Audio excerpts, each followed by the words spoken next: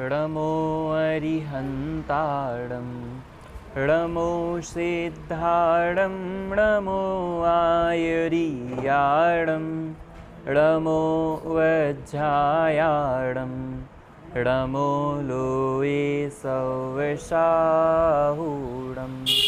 बोलिए विश्ववंदनीय पंच परमेष्ठी भगवान की जय। हम सभी ने पूर्व की क्लास में परमाणु और स्कंध के बारे में समझा था।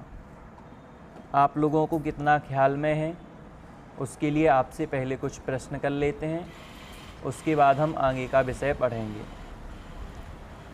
परमाणु किसे कहते हैं?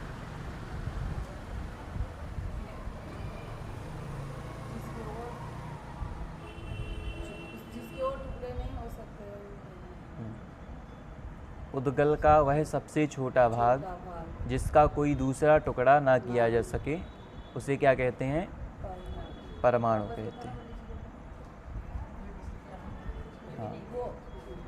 हाँ, वही मैंने बताया कि जो पुद्गल होता है ना, पुद्गल, तो उसका सबसे छोटा भाग जिसका कोई भी टुकड़ा अब दूसरा ना किया जा सके उसे क्या कहते हैं? परमाणु। इसके बाद क्या कोई छोटे से छोटा परमाणु, जब हम उसको छोटा वैसे हम कर नहीं सकते, वो बहुत छोटा होता है, पर क्या जो कोई परमाणु रहता है तो परमाणु में और स्कंध में क्या कोई उसके गुणों में कमी आ जाती है या फिर सब सेम रहता है? हाँ, सेम ही रहता है। जैसे हमने उसका देखा था ना, चीनी का शक्कर का उदाहरण, कि सेम ही रहता है। जब हमें ये पता चला कि ग्राहम बेल ने फ़ोन नहीं बनाया, ठीक है, पर अब ग्राहम बेल को क्यों कहा कि ग्राहम बेल नहीं बनाया? तो हमने वहाँ पे कहा था कि क्योंकि उसके ज्ञान में आया तो इसलिए कहा। तो जब हम यह बात समझते हैं कि ग्राहम बेल ने फ़ोन नहीं बनाया मतलब मैं बहुत सारे कामों का करने वाला नहीं हूँ, तो इससे हमारे जीवन में हमें क्या फ़ायदा होता है?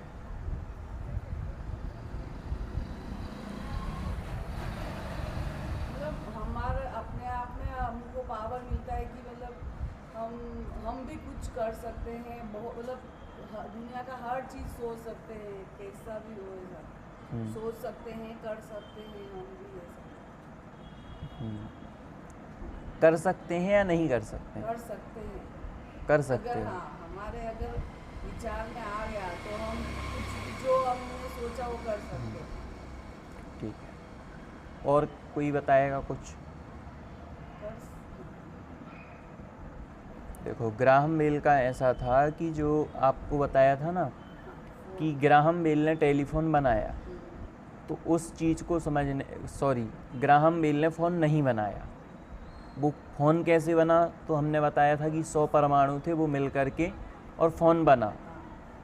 तो जब वो फ़ोन बना था तो उससे हमें एक ख्याल में आता है कि रियलिटी में वो फ़ोन क्या हुआ है, वो जो काम हुआ है स्वयं से हुआ है, परमाणुओं के मिलने से हुआ है, उसको हमने नहीं बनाया।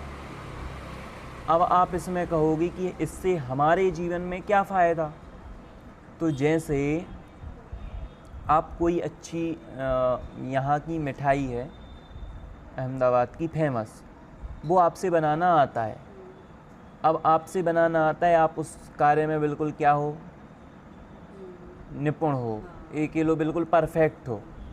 अब किसी ने आपको, उनके यहाँ रिश्तेदार आने थे और उनने आपको बुलाया कि हमारे यहाँ वो क्या कर दो, मिठाई बना दो। अब आपने वो मिठाई बनाई, वो भी बिगड़ गई। अब वो मिठाई उस समय बिगड़ी, तो अब वो बिगड़नी थी या आपने बिगाड़ दी? नहीं, वो बिगड़नी थी। आप वहाँ पे क्या कहते हो कि जो मिठाई थी वो बिगड़ गई, ऐसा नहीं बोलते मैंने बिगाड़ दी, क्योंकि वहाँ पर आप तो यही सोच रहे थे मुझे अच्छे से अच्छी बनानी है, क्योंकि किसी के यहाँ रिश्तेदार आ रहे हैं तो हमें बहुत अच्छा बना के देना है, पर वो वहाँ पे बिगड़ गई। मतलब वहाँ पर जो है ना, शिक्षा हमें ये मिलती है कि भैया हम किसी कार्य के करने वाले नहीं रियल में हैं ही नहीं, पर निमित्त रूप से हमें क्या कहा जाता है, कर्ता कह दिया जाता है कि भाई हम करने वाले हैं। क्यों? क्योंकि उस चीज़ जो मिठाई बनाने का विकल्प था किसके ज्ञान में आया, मेरे ज्ञान में आया, तो इसलिए ऐसा कह दिया जाता है। ठीक है। परमाणु और स्कंद, पिछली क्लास में हमने इसके बारे में चर्चा की थी। कुछ लोग, आप लोगों में से कौन कौन पिछली क्लास में नहीं था? आप नहीं थे, आप नहीं थे, आप दोनों भी नहीं थे। ठीक है, तो एक बार संक्षेप में रिवीजन करते हैं, उसके बाद आगे बढ़ते हैं। देखो, हमने पिछली क्लास में समझा था कि परमाणु और स्कंद, उद्गल जो होता है उसके दो भेद किए थे हमने, एक परमाणु रूप में, एक स्कंद रूप में। परमाणु आप समझ लो कि पुद्गल का सबसे छोटा भाग, मतलब जैसे ये यहाँ पे टाइल्स लगा हुआ है, सॉरी मार्बल, तो इसको आप ले लो तो ये क्या हो गया, एक स्कंद है। सॉरी स्कंद छोड़ो, अभी पुद्गल ले लो आप, ये हो गया अपना पुद्गल। अब इसके आप इतने टुकड़े करो, इतने टुकड़े कि अब इसका कोई दूसरा टुकड़ा ना हो सके। समझ में आ रहा है? पाउडर भी क्या हो जाएगा, जो आपका मैंने आपको बताया था ना मैदा होता है ना, मैदा, उससे भी बारीक हो जाएगा। तो इसका जब वो टुकड़ा बचे जिसका अब कोई किसी भी हालत में कोई क्या ना कर सके, दूसरा टुकड़ा ना कर सके, उसे क्या कहते हैं? उसे कहते हैं परमाणु। मतलब पुद्गल की सबसे छोटी इकाई, सबसे छोटा भाग। और स्कंद क्या है? तो स्कंद यही है। स्कंद मतलब जो बड़ा भाग है, मतलब आप समझ लो कि एक परमाणु है अकेला, वो क्या है? परमाणु है।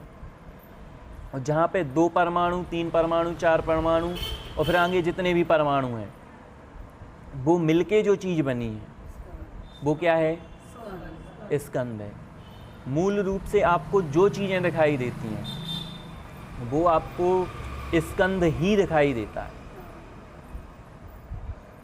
अगर आपको जो मैदा आती है ना, मैदा, उसका एक कण, पहली बात तो एक कण तो शायद नहीं दिखाई देता हो, पर अगर वो भी दिखाई देता है ना, तो वो भी क्या है? स्कंद है। क्योंकि उसके भी बहुत सारे टुकड़े किए जा सकते हैं। मतलब आप सोचो, जो परमाणु है ना, परमाणु में से केवल ज्ञान का विषय बनता है, अवधि ज्ञान का भी विषय बनता है। हाँ, अवधि ज्ञान का भी विषय बनता है, पर जो है ना वो हमारे ज्ञान का विषय नहीं बनता। अपने पास कौन कौन से ज्ञान हैं? हाँ, मति श्रुत। हमारे पास मति श्रुत ज्ञान है, वो किसका विषय बनता है? अवधि ज्ञान का भी विषय बनता है और जो केवल ज्ञान का भी बनता है। तो अब वो परमाणु क्या है? इतना सूक्ष्म है, और हमारा क्या नहीं है? इतना क्षयोपसम नहीं है। जैसे मैं आपसे कहूँ हमारी आँखों से कि जैसे सामने कोई बिल्डिंग पे कोई खड़ा हुआ है ना, तो हमारी आँखों का इतना क्षयोपसम नहीं है, या फिर कहें कि हमारा आँखों का नहीं, मतलब हमारे ज्ञान का कहें कि हमारे ज्ञान का इतना क्षयोपसम नहीं है कि हम वहाँ तक क्या कर पाएँ? देख पाएँ, समझ पाएँ। तो वो चीज़ है। तो एक तरह से जो बहुत सारे परमाणुओं से मिलकर बनता है वो स्कंद है, और जो सबसे छोटा भाग है वो परमाणु। अब इसके बारे में हमने ऐसा समझा था कि जैसे राइट ब्रदर्स हैं, उन्होंने बनाया था क्या बनाया था? एरोप्लेन। हाँ, राइट ब्रदर्स, हाँ, उन्होंने एरोप्लेन की खोज की थी। 2 भाई थे, ठीक है। तो उन्होंने एरोप्लेन का आविष्कार किया था, ठीक है। अब उन्होंने आविष्कार किया तो वहाँ पर प्रश्न उठता है कि क्या उन्होंने एरोप्लेन को बनाया? नहीं बनाया। क्यों? क्योंकि बस उनके ज्ञान में आया, चीज़ें तो सब थी ही है। आपसे मैं पूछता हूँ कि उन्होंने उस एरोप्लेन के बनने में जो भी पार्ट लगे थे, क्या वो पहले से नहीं थे? अगर आप उन पार्ट में भी बोलो कि वो पार्ट पहले से नहीं थे, तो भी मैं आपसे पूछूंगा, जैसे ये यहाँ पर पेन रखा हुआ है, तो इस पेन को जिसने भी बनाया तो इसका रॉ मटेरियल पहले नहीं था क्या? प्लास्टिक किस चीज़ से उन्होंने बनाया, वो चीज़ भी तो पहले से होगी। मतलब आप पीछे जाते जाओ, जैसे ये बैग बना है तो इसके पहले इसका धागा होगा, धागे रूप में नहीं होगा, प्लास्टिक रूप में होगा, किसी ना किसी रूप में वो वस्तु थी ही पहले से। तो एक रीज़न तो ये है। और दूसरा रीज़न है, दूसरी बात है कि वहाँ पर क्या था, राइट ब्रदर्स ने बोला आपने कि एरोप्लेन बनाया, तो वहाँ पर रियलिटी में जो एरोप्लेन बना है वो अगर मान के चलो 50 परमाणुओं से मिलकर बना है। वैसे तो अनंत परमाणु से मिलकर बना है, पर हम एक जस्ट एग्जाम्पल ले रहे हैं कि वो कितने 50 परमाणु से मिलकर के यदि एरोप्लेन बना है। आप सोच लो 10 परमाणु यहाँ थे, 10 वहाँ थे, 10 यहाँ पे थे, 10 कहीं और थे, और 10 समझ लो आकाश में थे। ऐसे 50 परमाणु थे। अब वो 50 परमाणु जहाँ जहाँ से आने थे वो उस समय पे वहाँ पे एकत्रित हुए और क्या हुआ, एरोप्लेन बना। पर अब मैंने आपको समझाया था कि उस स्थान पे क्या है, उस स्थान पे एक कौवा भी बैठा हुआ है, एक डॉगी भी बैठा हुआ है, 2 भाई भी खड़े हुए हैं, इसके अलावा उनके जो 5-6 नौकर चाकर हैं वो भी लगे हुए हैं काम कराने के लिए। पर उसी लैब में सब कुछ है, पर फिर भी एरोप्लेन का बनाने वाला किसे कहा गया? राइट ब्रदर्स को कहा गया। क्यों? क्योंकि उसके ज्ञान में आया था। हाँ, क्यों? क्योंकि ज्ञान में किसके आया? ज्ञान में उसके आया। इसमें आपको मैंने एक एग्जांपल और समझाया था कि जैसे किसी की बाइक रखी हुई है नीचे और उसमें से क्या पेट्रोल चोरी हो जाए, तो कोई चोर कहे कि मैंने चोरी नहीं की, मैंने बोतल में लिया था और मेरी बाइक ने पिया है, तो उसको जेल में डालो, मैंने तो कुछ नहीं किया। तो वहाँ पर इसीलिए उसको सजा दी गई क्योंकि आपके ज्ञान में आया।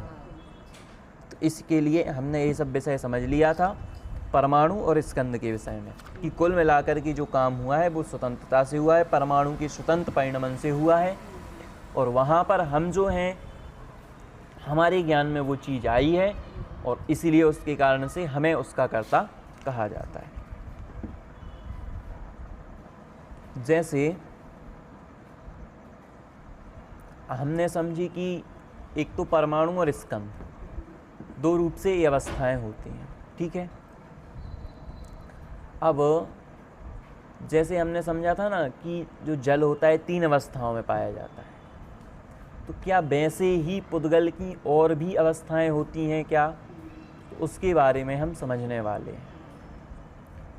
तो अभी हमें केवल 4 चीज़ें समझनी है, बहुत सिंपल तरीके से समझना।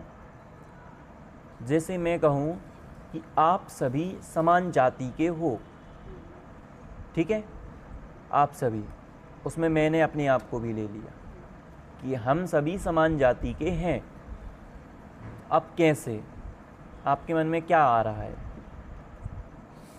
कि हम सभी कैसे समान जाति के हैं?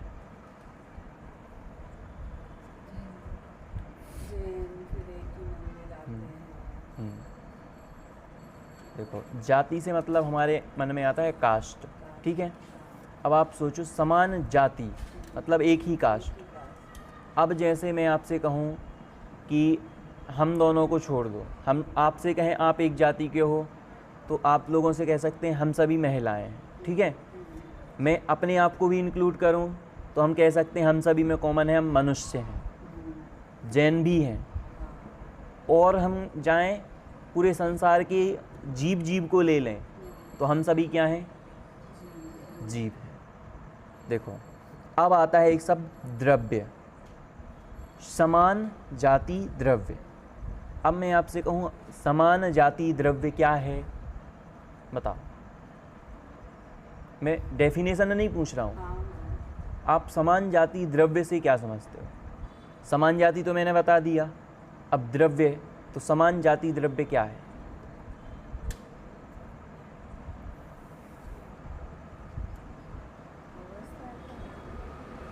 देखो, समान मतलब एक समान, समान जाति, समान जाति तो मैंने बता दिया हम एक ही समान जाति के हैं, तो समान जाति।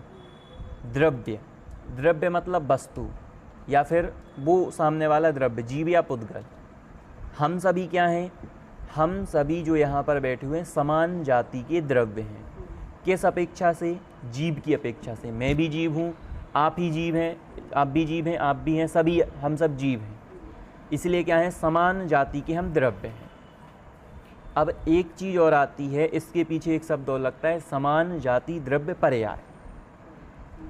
ठीक है, अब पर्याय लगा दो इसके पीछे। अब पर्याय क्या कहलाएगी? देखो, समान जाति द्रव्य तो हम सभी हो गए, पर समान जाति द्रव्य पर्याय तब बनती है जब एक ही जाति के द्रव्य क्या होते हैं? आपस में संबंध बनाते हैं। ठीक है, अब जीव जीव में संबंध बनता है क्या? नहीं बनता। मतलब आप समझना कि जैसे ये जो पत्थर है, ये मार्बल है, इसको जैसे ये पहले टुकड़े टुकड़े में था, या फिर आप समझ लो इसका जो रॉ मटेरियल होगा, इसका तो खैर होगा ही नहीं, ये तो ऐसे ही निकला हो, पर आप समझ लो कोई भी चीज़ है, उसका जो रॉ मटेरियल है टुकड़े टुकड़े में है, पर उसका एक संबंध बनता है, मतलब उसको जोड़ दिया जाता है जब, खैर वो तो जुड़ता है पर जोड़ दिया जाता है, अपन ऐसा बोलते हैं, तो वो क्या हो जाता है? एक हो जाता है। वो क्या हुआ? वहाँ पे उसका संबंध हुआ। क्या ऐसा है कि उसकी एक एक चीज़ अलग अलग नहीं है?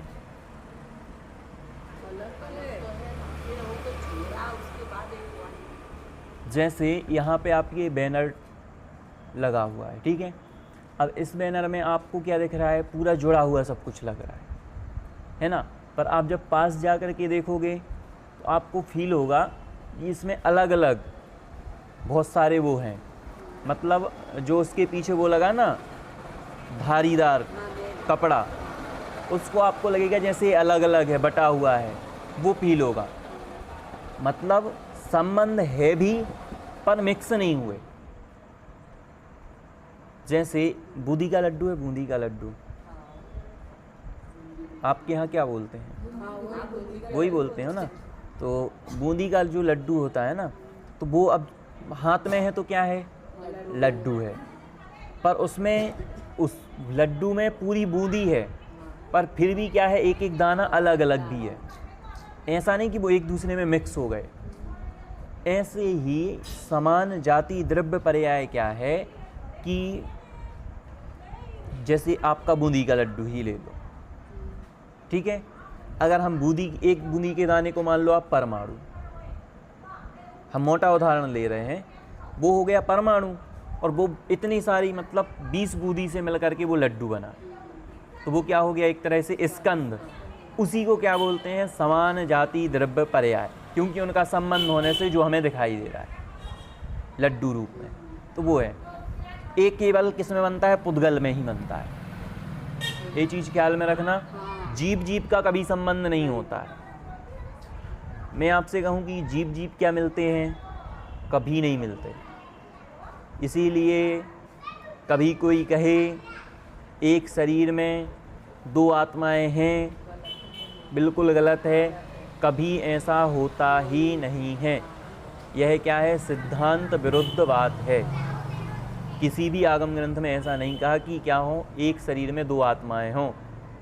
ठीक है, खैर जीव के बारे में हम आगे पढ़ेंगे तो वहाँ पे चर्चा करेंगे। दूसरी बात, तो ये बात हुई। दूसरी होती है एक असमान जाति द्रव्य। ठीक है, देखो एक समान जाति द्रव्य आपको समझ में आया, समान जाति द्रव्य और समान जाति द्रव्य पर्याय। द्रव्य कौन है? समान जाति द्रव्य कौन है?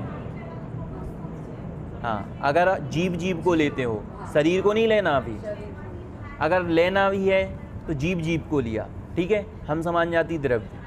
फिर इसके बाद असमान जाति द्रव्य कौन है?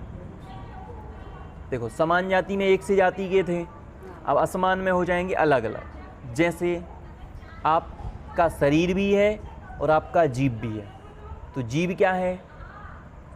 जीव जाति का है, और इसके साथ जो शरीर है वो पुद्गल है, तो 2 जाति हो गई ना। एक ही जाति के तो नहीं, अलग अलग के हैं, तो ये क्या हो गए? असमान जाति। अब जो इससे आपको कार्य दिखाई दे रहा है, कार्य से मतलब ऐसा, मतलब ये जो शरीर का काम करते हैं ना, हाँ, वो सब नहीं, ये जो शरीर रूप ही दोनों की मिक्स रूप अवस्था से जो आपको दिखाई दे रहा है, आप दिखाई ही दे रहे हो इस रूप में, वो ही क्या है? असमान जाति द्रव्य पर्याय। समझ में आया? देखो, असमान जाति द्रव्य मतलब होता है सिंपल सा, असमान हो। तो आपका सबसे अच्छा उदाहरण है स्वयं का लो। मैं जीव भी हूँ, मेरे अंदर जीव है कि नहीं है? और शरीर भी है। तो शरीर क्या है? पुद्गल है। और जीव क्या है? जीव है। तो दो जाति के हैं ना। आप जैसे हाँ। ये किस तरह से वो सूक्ष्म बादल सूक्ष्म नहीं ऐसा नहीं, करके अभी उसकी समझा अपेक्षा रहे? से नहीं समझा रहे हैं। अच्छा ये अलग अपेक्षा है अभी। अच्छा, ये हाँ। ये मतलब अलग है ऐसा। ये अलग है। हाँ। तो अब इसको इसलिए समझा रहे हैं क्योंकि हम क्या सोचते हैं कि जब हम किसी चीज़ के बदलने की चर्चा करते हैं कि यह चीज़ चेंज हो रही है, तो हम क्या सोचते हैं ना कि ये बिल्कुल जैसे ये यहाँ पे ये गेट लगा हुआ है चैनल। अब इसका क्या होता है, हमें ऐसा लगता है कि ये जब चेंज होगा ना, ये पूरा चेंज होता है और हमें ऐसा लगता है ये एक वस्तु है। पर इसमें क्या है जो हमें दिखाई दे रहा है ना चेंज होते हुए, ये कम से कम हजारों ये तो हम कह रहे हैं अनंत परमाणुओं का एक साथ चेंज है। और हमें क्या दिखाई देता है? हमें उनका मिला हुआ जो दिखाई देता है वो हम चेंज देखते हैं। जैसे आपको एक एग्जांपल दूं, जैसे एक पर्वत देखा है आपने? पर्वत देखा है? तो पर्वत में क्या होता है, क्या कुछ कण, रेत के कण तुरंत अलग नहीं होते? तुरंत, जैसे हवा तो परमानेंट लगभग चलती रहती है, तो हमेशा उसके कुछ कण अलग भी होते रहते हैं और कुछ उस पर जुड़ते भी रहते हैं।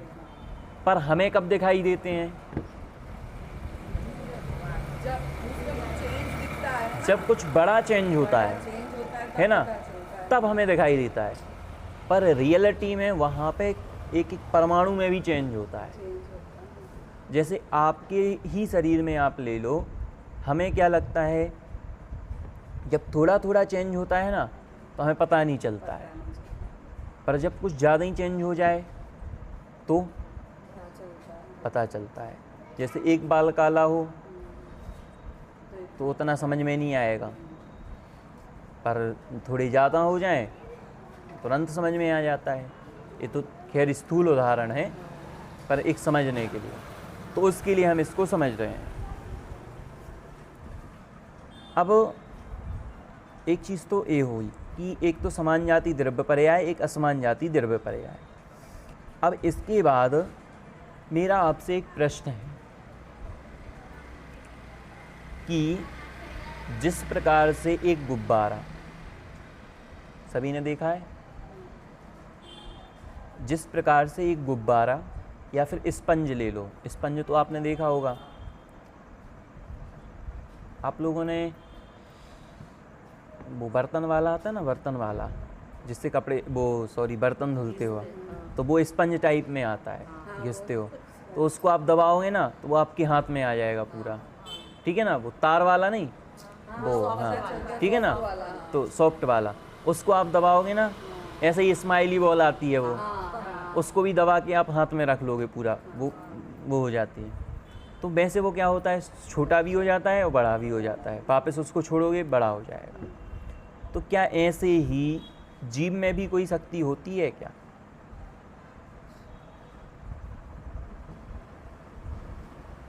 क्या लगता है? नहीं, जीव में नहीं होती। जीव में नहीं होती। आपको क्या लगता है? आपको ऐसा क्यों लगता है कि होती है? छोटे शरीर में जाएगी तो जीव छोटा हो जाएगा। नहीं नहीं, आपको क्या मेरे लगता है? हिसाब से तो नहीं। अच्छा, नहीं में कौन कौन सहमत है कि जीव, एक ही होता है, वो तो चाहे बड़े शरीर में जाए या छोटे शरीर में जाए, जीव तो एक ही हाँ, पर मैं तो एक शक्ति की बात कर रहा हूँ जस्ट, मैं ये नहीं बोल रहा हूँ कि जीव छोटा बड़ा होता है, पर मैं ये बोल रहा हूँ कि जैसे वो गेंद थी ना, जो स्माइली बॉल थी, वो तो उतनी ही है, पर उसको हमने दबाया तो वो क्या हो गई, हाथ में बन गई, छोटी हो गई, वापस उसको छोड़ोगे बड़ी हो जाएगी। तो क्या ऐसी शक्ति किसी जीव में भी है क्या? वो तो जस्ट एग्जाम्पल है।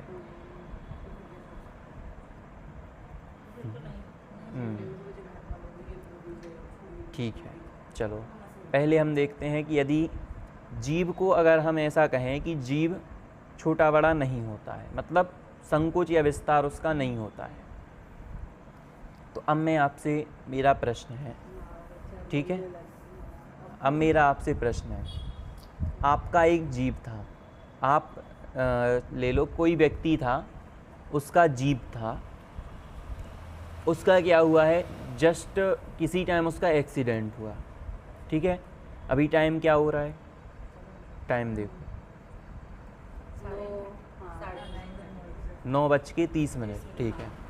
किसी व्यक्ति का 9:30 पर एक्सीडेंट हुआ, ठीक है। अब उसको ये समझ लो कि अब उसकी जो उसका जो जीव है किसी हाथी के शरीर में जाएगा, ठीक है। अब जब उसका जो जीव है वो किसके शरीर में जाना है, हाथी के शरीर में जाना है। अब वो तो क्या था, इंसान था, तो उसका जो जीव का आकार क्या था, इंसान वाले मनुष्य के रूप में था। अब वो हाथी के शरीर में जाएगा तो आप उसको कहाँ फिट करोगे, बोलो। वो तो उसके हिसाब से सेट हो ही जाएगा। कैसे सेट होगा, हम थोड़ी घर ही नहीं सकते। मैं देखो, जैसे मैं आपसे कहूँ मनुष्य को आप फिट करो, मनुष्य की जीभ को उसमें फिट करो, तो या तो आप आगे के 2 पाँव में फिट करोगे उसको, या पीछे के 2 पाँव में फिट करोगे। अगर वो तो दूध पानी की तरह से मिक्स हो जाता है, वो तो हाँ, उसको करना ही नहीं, तो करना ही नहीं है ना। वो तो मैं मान रहा हूँ कि दूध पानी की तरह मिक्स हो जाएगा, हाँ, हो जाएगा। पर मेरा क्वेश्चन ये है कि जैसे आप सुनो, मैं आपसे ये पूछ रहा हूँ, जैसे एक जीव है, उसका आप एक पुतला बना लो, चलो ठीक है। आपने उस जीव के आकार का, जैसे वो 5 फुट 6 इंच का था, तो अभी जीव भी उसका उतना ही है, आप उसका उतना पुतला बना लो। अब वो जीव तो आपने कहा ना कि उसमें कोई चेंज नहीं होता, अब उसी को उठा करके, उसी जीव को उठा करके आप हाथी में डालोगे, क्योंकि हाथी बनना है उसको अगले जन्म में। मतलब चेंज होता है, तो चेंज होता है, 5 फुट 6 इंच का तो उसका शरीर था, ऐसे ही चेंज होता है। आत्मा का कोई सेफ नहीं होता, पर मैं आपको बताना चाह रहा हूँ कि आत्मा में एक शक्ति होती है, कौन सी, संकोच और विस्तार वाली, हाँ, जिसके कारण से आत्मा क्या करता है, जैसे आपने पानी को देखा, पानी को आप जिस बर्तन में डालोगे ना, वो उसमें फैल जाएगा, छोटा हो जाएगा, बड़ा हो जाएगा। वैसे ही जो आत्मा होता है ना, मैं रियल बता रहा हूँ, जैसे चींटी है, चींटी में आत्मा होती नहीं होती, चींटी में भी आत्मा है, और वही आत्मा हाथी में जाती तो हाथी के बराबर है। ऐसा कभी नहीं होता कि अगर चींटी की आत्मा हाथी में गई तो चींटी जो हाथी है उसके अब पैर में सुई चुभोते रहा, उसको कुछ कष्ट ही नहीं होगा, उसको कुछ फील ही नहीं होगा। क्यों? क्योंकि चींटी की आत्मा थी तो एक हिस्से में, मतलब जो है ना, उसमें संकोच विस्तार की शक्ति है। आप ये चीज़ ध्यान में रखना कि हम में भी, हमसे मतलब जीव में हमारे क्या होती है, एक संकोच विस्तार नाम से शक्ति होती है, जिसके कारण से क्या होता है कि हमारा जीव किसी भी शरीर में जाए, मैं इस समय पतला हूँ, अगले जन्म में मुझे किसी मोटे शरीर में जाना है, तो अब मुझे कोई मेहनत नहीं करनी पड़ेगी मेरी आत्मा को मोटे होने के लिए, वो ऑटोमेटिक जाएगी और फैल जाएगी। समझ रहे ना? ये क्या है, जीव की शक्ति है। इस प्रकार से ये क्या होता है, इसकी शक्ति, अभी तो हमने एक शक्ति पढ़ी जीव की अपनी, ऐसी अनंत शक्तियाँ जीव में हैं। हम कहते हैं ना कि भाई इतना सब कुछ कैसे होता है, तो भाई जब मैंने आपको बताया था ना कि जिस समय बाहर से सब चीज़ें छूट जाती हैं ना, मतलब शरीर से ममत्व तो छूट जाता है, शरीर पर क्या नहीं रहता, फोकस नहीं रहता है, तो ऐसे खड़े रहते हैं कि शेरनी शरीर को खाती है और वो अपने ध्यान में लीन रहते हैं। शरीर के ऊपर जलती सिगड़ी रखी जाती हैं और ध्यान नहीं रहता है। तो ये सब चीज़ें जो हुई हैं ना, ये वही है कि जीव की इतनी शक्ति है कि उसका इतना महत्व है, पर आएगी कब, क्या कुछ करना पड़ेगा, नहीं, कुछ नहीं करना। मैं आपसे कहूँ, मैंने आपको एक एग्ज़ाम्पल दिया था कि कोरोना के टाइम नदियों का ख्याल है किसी को? कोरोना के टाइम नदियाँ, मैंने आपको बताया था कि जैसे जो नदियाँ थीं, नदियों को साफ़ करने का सरकार कितना प्रयास कर रही है, बहुत प्रयास कर रही है ना। कोई भी नदी हो, A to Z ले लो, और कोई भी सरकार हो, तो उसको साफ़ करने का बहुत प्रयास, करोड़ों अरबों रुपए उस पर खर्च होते हैं, करोड़ों अरबों रुपए के प्रोजेक्ट बनते हैं, पर फिर भी क्या हुआ, नदियाँ साफ़ हुई। कुछ हद तक कह भी दो कि साफ़ हुई, पर क्या पूर्ण रूप से साफ़ हुई? नहीं। पर एक कोरोना का टाइम था, उस टाइम क्या आया था, कुछ किया क्या हमने? वहाँ पे कोई वर्कर काम कर रहा था क्या नदी साफ़ करने के लिए? कोई नहीं था। पर उस टाइम आपने स्वयं देखा होगा कि टीवी के माध्यम से ऐसी एक रिपोर्ट आई थी, उस समय कहा गया था कि नदियाँ जितनी अभी तक कभी साफ़ नहीं हुई उतनी साफ़ हो चुकी हैं। आप लोगों ने सुना होगा, और नहीं सुना हो तो वापस यूट्यूब पर जा कर के सर्च करना। उस समय ऐसा आया था, तो क्या किया? क्योंकि है ना उस मतलब जब जने वर्ग को नहीं कोई ना कोई नदी में कुछ ना कुछ अपने वो काम कर रहा होगा, फिर या फिर उनके वो चलाने शिप चल रही होगी, मछली वाले मछली पकड़ रहे होंगे, और बाकी उस टाइम पे सब जने अपने अपने घरों में थे, तो वो आराम से रह रही थी। उसका कुछ किसी ने उसको कुछ छेड़ा नहीं, तो वो छेड़ा तो नहीं, तो देखो काम तो सब उस समय भी हो रहे थे, हाँ पर क्या हुआ, उस समय क्या किया? मैं आपसे प्रश्न ये करना चाहता हूँ, उस समय नदी साफ़ करने के लिए क्या किया? उसमें कुछ बैक्टीरिया डाला, उसमें कुछ किया? कुछ नहीं किया, नहीं किया ना। मैं आपको ये समझाना चाहता हूँ सिंपल सा, हम सभी के मन में ख्याल में ये आता है, जब भी हम कुछ कोई भी बात आती है हमारे मन में, दुखी होते हैं या कुछ भी होते हैं, हम क्या सोचते हैं, भैया हमें ये बता दो हमें करना क्या है। समझ में आ रहा है? समझ में आ रहा है? हम क्या कहते हैं, हमें करना क्या है। पर रियलिटी में आप देखो, कुछ करना ही नहीं है। मैं आपसे पूछूं, भगवान क्या कर रहे हैं?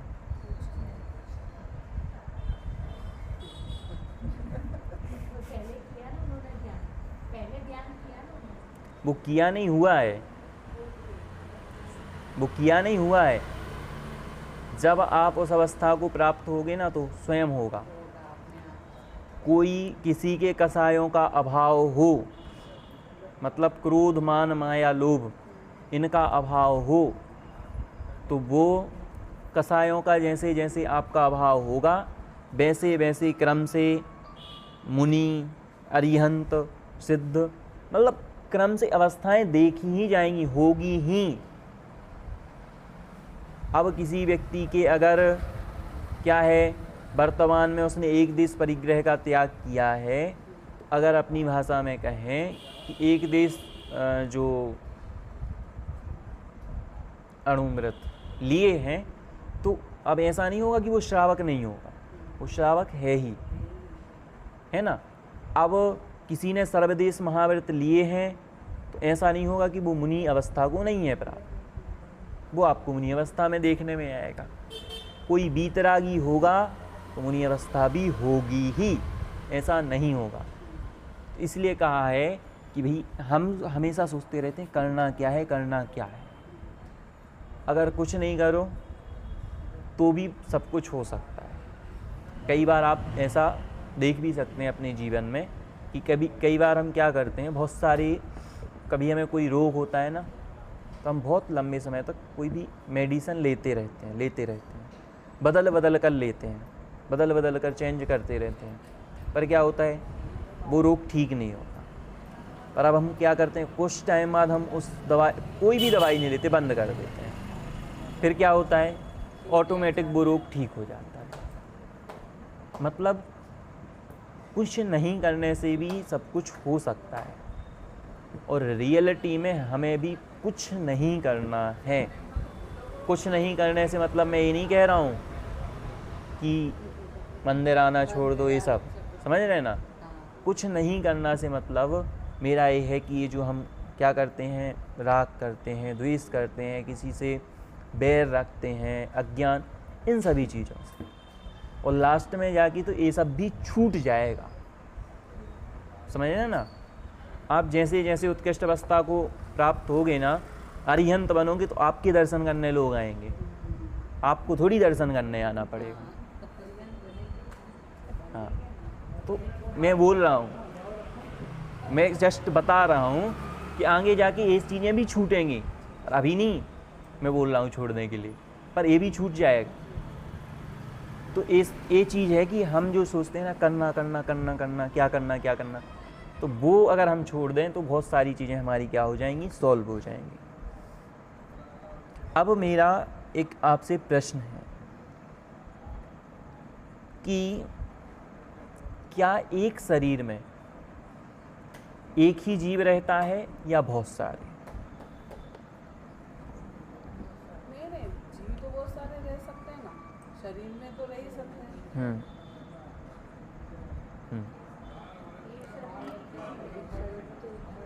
मतलब कि पर्सनालिटी बहुत सारी होती है। हाँ, मतलब जीव यानी कि क्वालिटीज। हाँ, अब जैसे एक शरीर में एक जीव होता है, इससे कितने लोग सहमत हैं? हाथ ऊपर करो। देखो, आत्मा और जीव अलग है, पहले तो आप मुझे ये बताओ। आत्मा और जीव अलग है?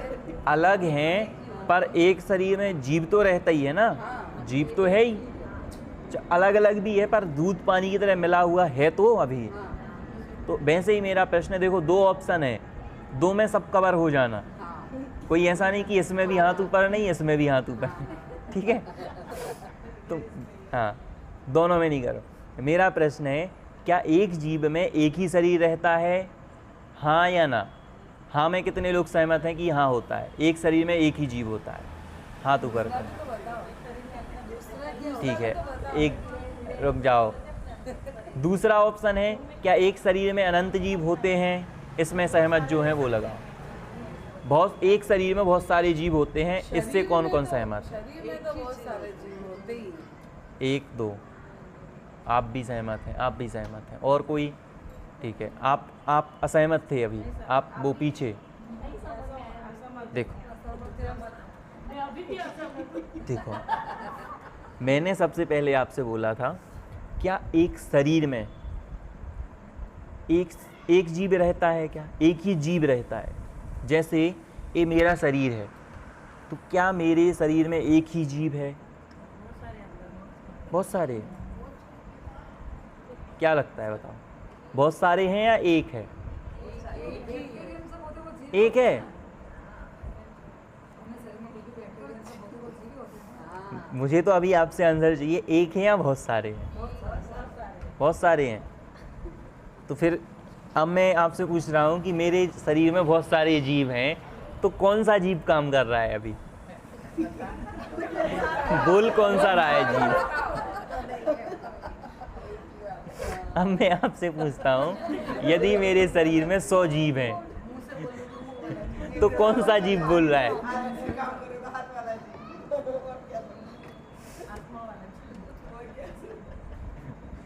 अब बताओ। देखो, एक शरीर में अनंत जीव रहते हैं, अनंत रह सकते हैं। मेरे भी शरीर में, आप लोग सही कह रहे हो कि एक जीव नहीं है, ठीक है। अब आप देखो, एक जीव तो कौन है? मेरा जीव स्वयं का, ठीक है। इसके अलावा जो हम कहते हैं ना कि किसी का भी शरीर हो, उसमें क्या पाए जाते हैं? 30 जीव पाए जाते हैं। किसमें? खून में, रक्त में। जो आप लोगों ने बताया था, क्या बोला था? Bacteria type. हाँ, तो जो रक्त कणिकाएँ होती हैं ना, रक्त खून में, उसमें भी क्या होते हैं? 30 जीव रहते हैं। जीव है मतलब वो जीव हैं, तो उनकी भी काउंटिंग होगी। वो किसके आश्रय से रह रहे हैं? आश्रय मतलब अपने शरीर के आश्रय से रह रहे हैं। तो इसलिए एक शरीर के आश्रय से बहुत सारे जीव रह सकते हैं। जैसे आपने आलू देखा है, हाँ सॉरी, देखा होगा, सुना होगा, उसमें जो भी हो, खाने की बात नहीं कर रहा हूँ, मैंने देखने की बात की है, सुना भी होगा कि उसकी शरीर क्या है, वो एक है, और उसमें जीव कितने हैं, अनंत अनंत असंख्यात, बहुत सारे हैं जिसकी काउंटिंग नहीं है, इतने सारे जीव हैं। शरीर एक था, अनंत जीव उसके आश्रय से थे। पर क्या कभी ऐसा हुआ कि जैसे मेरे शरीर में ये अनंत जीव थे, ये मुझे क्या करें, डिस्टर्ब करें? जीव किसी को डिस्टर्ब ही नहीं करते हैं, वो जीव अपना काम कर रहे हैं और मेरा जीव जो है वो अपना काम कर रहा है, कोई डिस्टर्बेंस नहीं। इसलिए ये चीज़ ध्यान रखना, एक शरीर में अनंत जीव होते हैं, इसीलिए मांस खाने के लिए मना किया जाता है। जो आपके चरणान योग की भाषा में कहा जाता है ना हमारे, कि मांस को खाने से क्या होती है, हिंसा होती है, अनंत जीवों का घात होता है। तो एक मांस के कण में क्या होते हैं, अनंत तसजीव होते हैं। अभी इसके बारे में आपको एक चीज़ और बताऊंगा। तो इसमें क्या होते हैं, अनंत जीव होते हैं। तो एक शरीर में क्या हो सकते हैं, बहुत सारे जीव रह सकते हैं। अब मैं आपसे पूछता हूँ कि हमने बहुत सारी चीज़ें समझी, किसके बारे में, उद्गल के बारे में। अब मैं आपसे पूछूं कि जैसे आप लोगों ने कैमरा देखा है, सभी ने देखा होगा, तो कैमरा क्या करता है, सबकी फ़ोटो खींचता है ना? पर क्या खुद की फ़ोटो खींचता है? खुद की फ़ोटो निकाल पाता है कैमरा? नहीं निकाल पाता। और आप?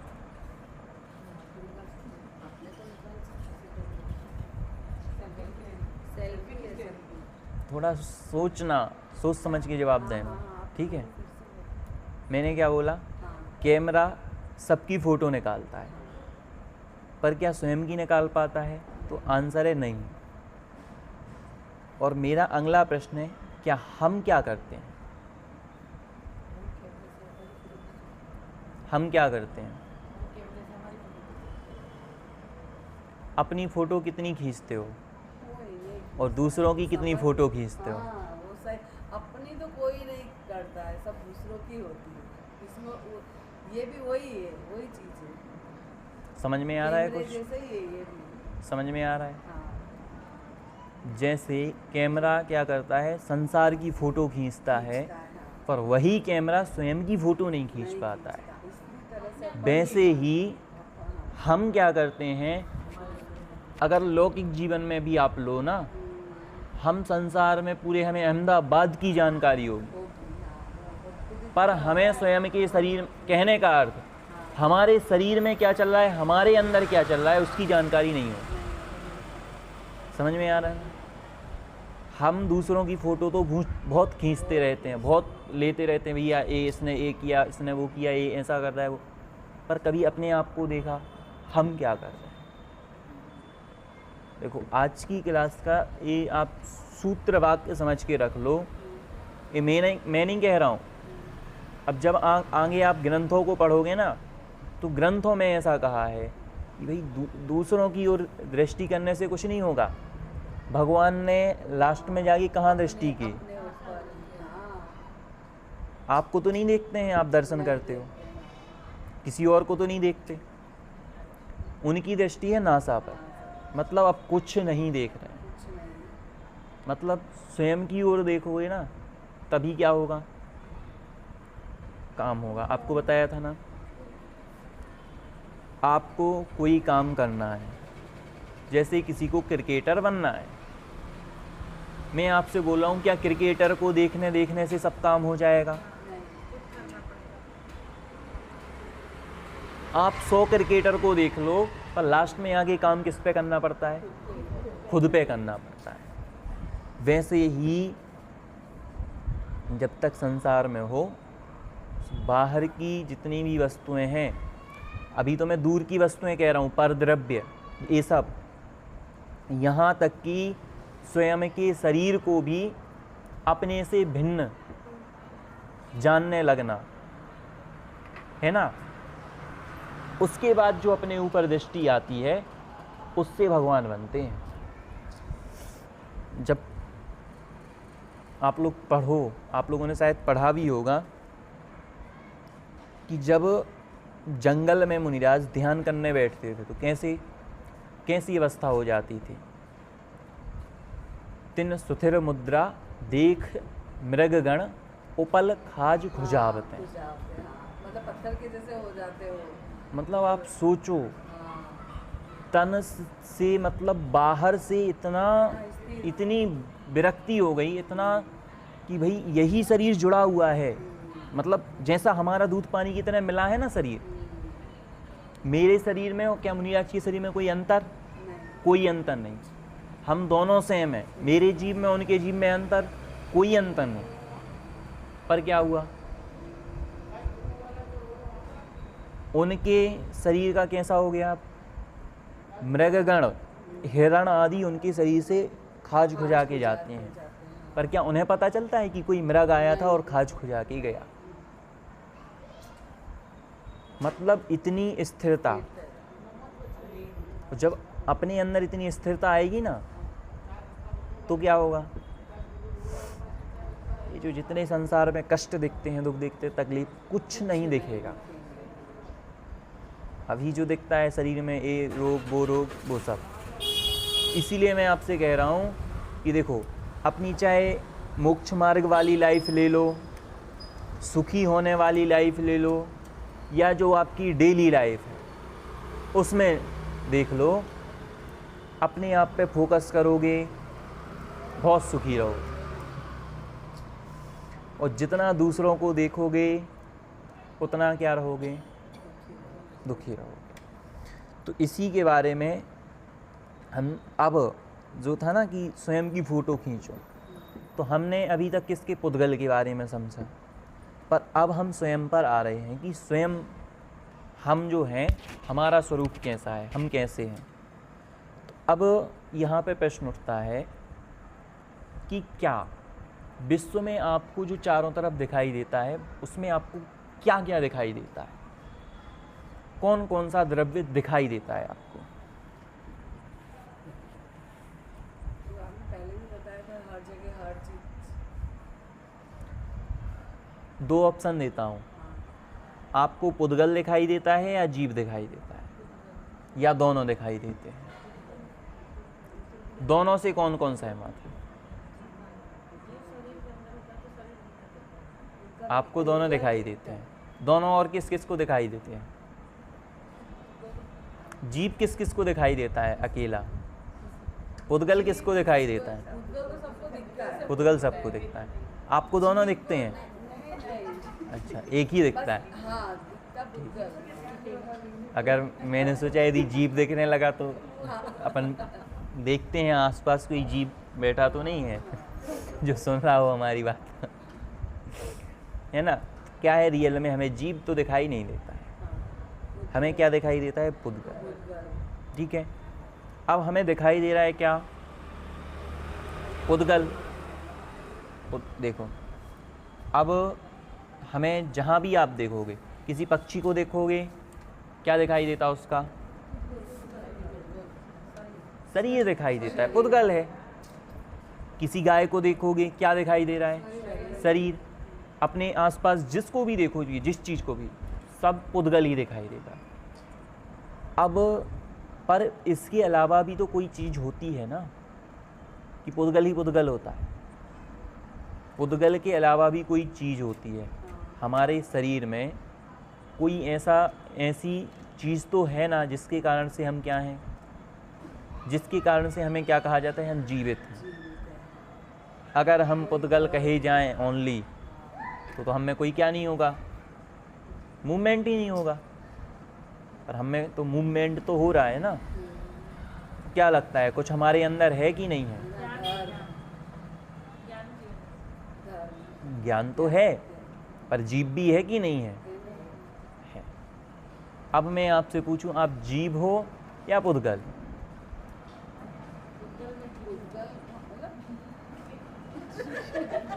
जीव और पुद्गल तो जीव ही है ना, शरीर बना है। जीव ही है वो तो शरीर में अपना मिला हुआ है इस तरह से, क्योंकि अपने ये पर्याय के हिसाब से, बाकी ये तो जीव ही है अपन।